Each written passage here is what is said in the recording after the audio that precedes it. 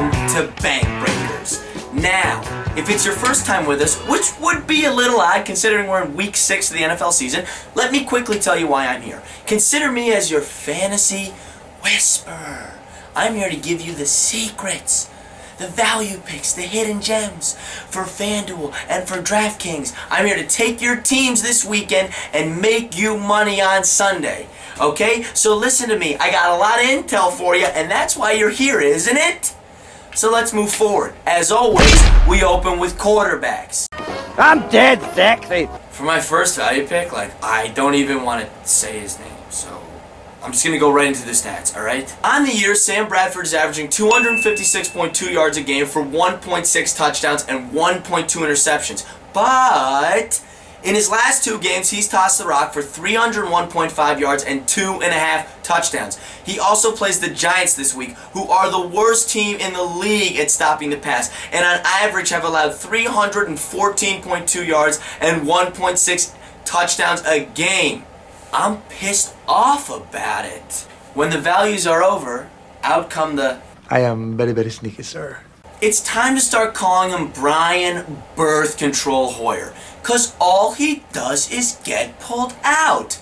But this Sunday, Hoyer's set to start and finish his game against the Jacksonville Jaguars, who are the 12th easiest matchup for quarterbacks, surrendering 276.7 yards a game for 1.4 touchdowns, earning them a coverage grade of negative 18.5 on Pro Football Focus. In his last 2 games, Hoyer is averaging 272 yards per for 2 touchdowns and only a half an interception. This weekend, Hoyer travels down to Florida, which, as they say, is like a sauna with nets. As always, wild card, bitches! My dart throw this week is Matthew Stafford. That's what Matthew Stafford's wife looks like. That's really all I have to say about that. Alright, fine.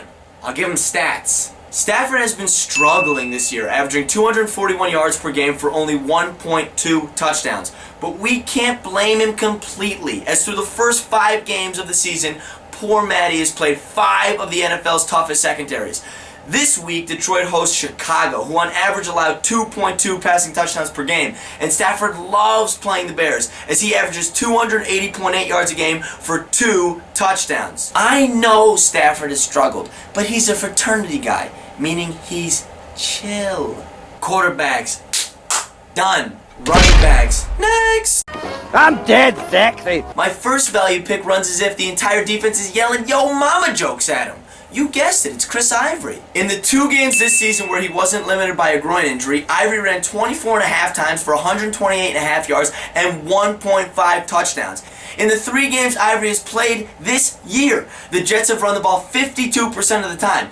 This week, the Jets play the Washington Redskins, who, for argument's sake, have been solid against the run, but what backs have they played? Finally, last week, when they played a real running back, they gave up 153 yards and a touchdown. I know it's illegal to buy and sell Ivory, but I don't see any pigs around. My next value pick is Eddie Lacy. Now, I've had it up to here with Eddie Lacy. If he doesn't perform this week, I'm going to kill the man and bury him myself. Unless the cops ask, then I swear to God it wasn't me. This week, Lacy plays against San Diego, who are the 3rd worst run defense in the league and are extremely weak up the middle. In their last 4 games, San Diego has surrendered 26.5 rushing attempts for 137 yards and a touchdown. In 3 of the last 4 games, San Diego has allowed an 100-yard rusher. The game script is simple. Green Bay is favored by 10. They're also playing at home. They have to give the ball to Lacy. I'm praying to God, please give the ball to Lacy. My final value pick is Dion Lewis. Now, every week, I'm either picking LeGarrette Blount or Dion Lewis. I keep trying to figure out this character Bill Belichick's head, and I think I got him this week. In the 3 games Lewis and Blount have played together, Lewis has more carries, 46 to Blount's 34, and almost triple the snaps with 150. On the season, Lewis averages 16.5 targets a game, both rush and pass attempts, for 104.5 yards, and has scored a touchdown in each of his last 3 games. The Patriots this week are playing the Indianapolis Colts, who are the snitches for Deflategate. They're going to go in there and try to have another Boston Massacre. Expect Dion Lewis to be a huge part of the game plan, alright? I am very, very sneaky, sir. I finally get to talk about a New York Giant. At $5,600, Shane Vereen is an absolute steal this week as he matches up against the Philadelphia Eagles. The same Eagles who struggle mightily in defending running backs out of the backfield, giving up on average 6.7 targets for 5.8 receptions and 37.8 yards. Last week, Vereen stroked it for 8 receptions, 86 yards, and a touchdown. With Odell Beckham questionable, Ruben Randall questionable, Eli Manning is going to have one reliable target. Throw me a screen, Shane Vereen. Wild card, bitches! My dart throw this week is Javarius Buck Allen. His first name is Javarius, but his nickname is Buck. How it happened? I have no idea. But this week, Buck and his Baltimore Ravens play the Niners, who are the 7th easiest fantasy matchup for running backs, surrendering on average 23 attempts for 94.6 yards and a touchdown. Now, I know Buck is a third-string back, but Lorenzo Taliaferro is on IR, and Justin Forsett is yet to practice this week with a bad ankle. I don't think I have to tell you twice. His name is Javarius, but his nickname is Buck.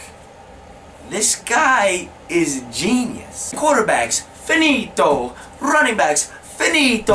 It's time for the wide receiver. I'm dead sexy. My first value pick is Iron Man's right-hand man, Jarvis.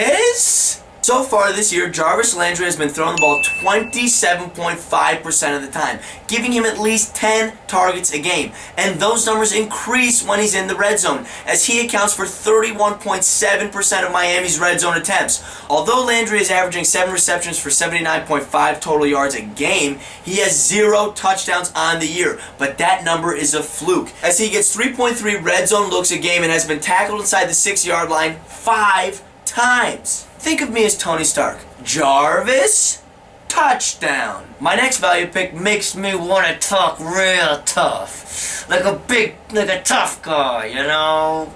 What's his name? Anquan Bolden. On the year, Bolden only averages 4.6 receptions for 46.2 yards, which isn't very convincing. But when he plays struggling corners, his averages surge to 7 receptions for 83.5 yards and a touchdown. The best reason to start Bolden this week is his red zone production, as he averages 2.2 red zone looks a game and has already collected 2 red zone touchdowns this year. This week, Bolden plays Baltimore, who has already surrendered 7 touchdowns this year to wide receivers. Anquan Bolden is a fighter. Expect him to get a touchdown this game. My third value pick is Eric Decker. That's what his wife looks like. I don't think I have to say anything else. Alright, I'll give him a stat.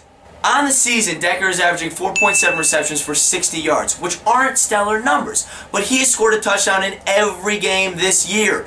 This week, Decker suits up against Washington, who are the 12th easiest fantasy matchup for wide receivers and have surrendered 6 touchdowns to wide receivers already this year. 5 of those coming against second option wide receivers. I don't know, Decker just seems like one of those dope NFL guys you kind of just want to get a beer with. My last value pick, I don't even want to say his name. He's such an idiot. He's just a dumb idiot. So, he's dumb. This week, stupid Jordan Matthews plays the New York Giants, who are the worst pass defense in the league, especially versus slot receivers, as the Giants have surrendered 6.4 receptions for 73.2 yards and 2 total touchdowns this year. The Giants' slot cover corner man, Tremaine McBride, has graded as a -2 in coverage, and Jordan Matthews plays the slot 97% of the time. Yeah, I'm pissed off about it. Value picks are over. It's time for the hidden gem. I am very, very sneaky, sir. My hidden gem this week is the French waiter, Dante Moncrief. On the year, Moncrief is averaging 4.8 receptions for 55.6 yards and 0.6 touchdowns, and his numbers grow when luck is behind center to 5.7 receptions for 66.7 yards and a touchdown every damn game. This week, Indianapolis plays New England, and Moncrief will be shadowed by Terrell Brown, who grades out as a -1 coverage grade. I know we're all going to be tuning in because it's the Deflategate rematch, but as you watch the waiter, Mr. Moncrief, serve up some yards and some touchdowns. Excuse me, children. Be very careful. It's time for the dart throw. Wild card, bitches! My dart throw this week is Danny Amendola. Now, I know his face is prettier than his numbers, but this week might turn the tides. On the season, Amendola has been very quiet, with only 10 receptions for 98 yards and a touchdown. But in his last 2 games, he has played the second most snaps of all New England receivers.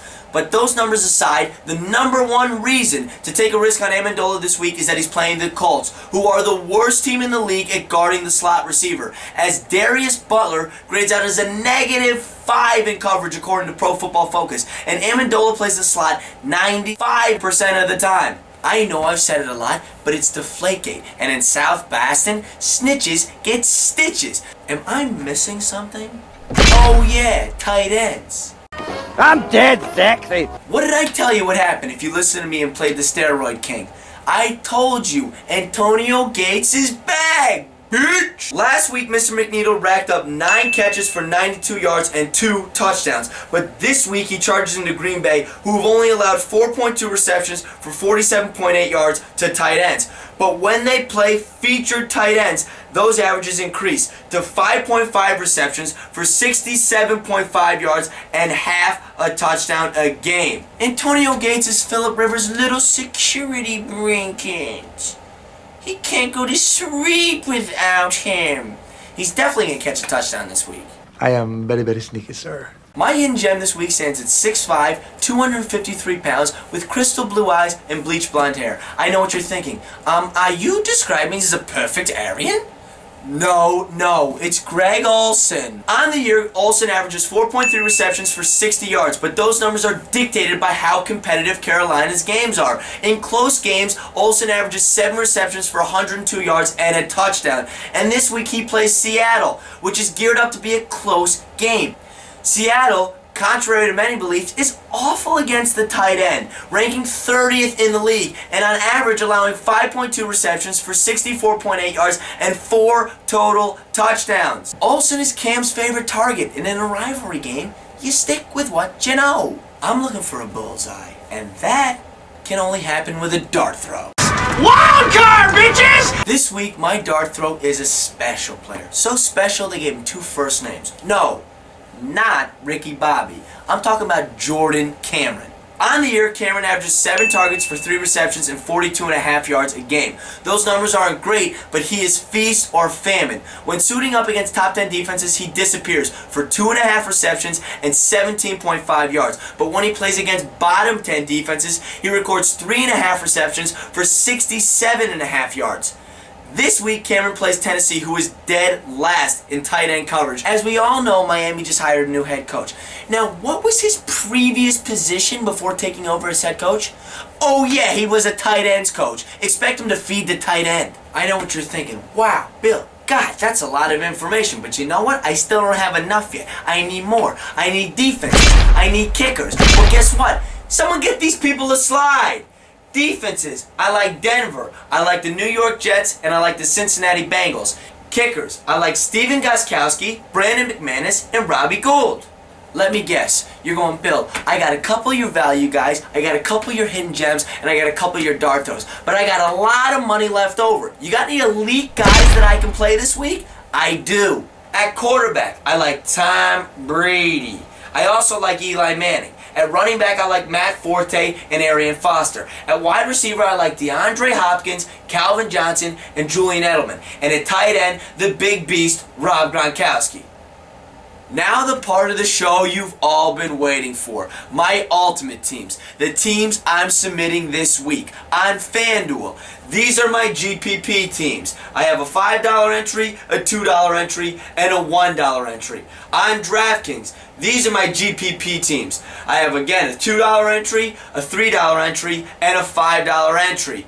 But as I always preach, protect your investment. Enter in cash games. Here are the 2 cash games I'm playing this week. FanDuel is a $10 entry where you can see that 50% of the entries win $20. DraftKings is the same. $10 entry where 50% of the entries win $20. $20. Now, before we wrap up, I need to make a very important announcement. We are adding a new segment to Wednesday night's show, a segment that links this show with Wednesday's show. It's called the award ceremony. If you use any of the players I presented with you today in your lineups this weekend, if you use one guy or you make an entire 9-man team with the players I've given to you today, tweet at us at bank_breakers. Tweet at us the lineup you submitted and the amount of money you won, because we are going to have a weekly bank breaker of the week, the guy that wins the most money with the players we've given to you. And in addition to the money you win, we're gonna give you a prize. I feel like Oprah, and believe me, we've got very high sponsorship and very good prizes, so tweet at us. But if you're in seasonal fantasy leagues and you still have questions, don't worry, you can still tweet at us. That's it. That's a wrap. Finally, we're finished. I feel like I've been talking for 15 minutes. Oh, that's because I have. So you know what time it is. Crinkle the paper, throw it at you guys. Tune in Wednesday. Always, always, always tune in.